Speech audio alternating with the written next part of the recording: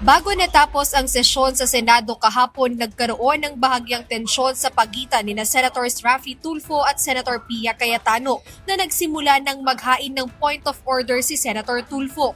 Tinutukoy ni Senator Tulfo ang umano'y kawalan ng aksyon ni Senate Minority Leader Alan Peter Cayetano sa pagkumpleto ng mga miyembro ng minorya sa ilang komite. Maraming salamat po for your confirming your intent to join my committee.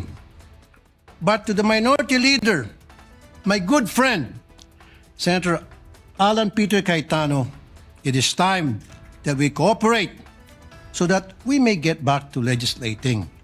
Ayon kay Senator Tulfo, pabalik-balik ang kanyang staff upang kumuha ng go signal kay Senator Alan, lalo na't nagpahayag ang ilang minority na sumama sa kanyang komite. And all of them were saying we're more than happy and willing to sign, pero ayaw ni Senator Cayetano, Alan Cayetano.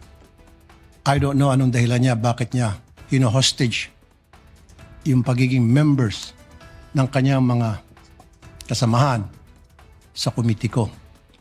Mr. President, sana makarating to kay Senator Alan Peter Cayetano. Hindi naman natiis ni Senator Pia Cayetano na sumagot sa naging pahayag ni Senator Tulfo. Senator Tulfo, madali niyo naman akong tanungin, alam niyo naman kapatid ko si Alan, kung gusto niyo may iparating. Huwag na ho kayo magdrama ng mga pa-hostage. Hindi ho tayo ganito dito. The minority floor leader doesn't happen to be here. I can talk to him. Pag in-ignore niya kayo and the next day wala pa rin, then sige, sabihin niyo yung gusto niyo. Pero huwag naman sanang ganun. Wala ko akong naalalang ganun magsalita dito sa Senate for the 19 years that I've been a senator. Dumipensa naman agad si Senator Tulfo sa tila patutsyada ni Senator Pia. Never po ako nagdrama dito. Simula nung ako'y maging senador, never ever po ako nagdrama rito. Sino ang nagdadrama?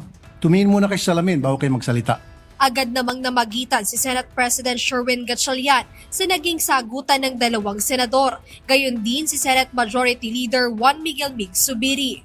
Niniwala po ako na mabubuon rin natin itong mga committees natin sa pamamagitan ng coordination between yours truly and the Majority Leader. Yeah, Mr. President, we'll just both reach out to our dear friend, Yes. the Minority Floor Leader. He hasn't been feeling well, so let's give him. We'll reach out to him. We'll reach out to him, and by tomorrow we can settle this issue and elect already the members of the minority. Correct.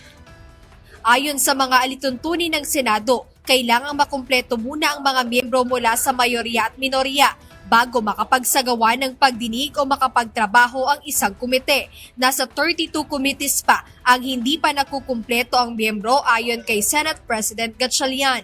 Jed Neresina, UNTV News and Rescue. Diyos ang aming sandigan, serbisyo publiko ang aming pinahahalagahan.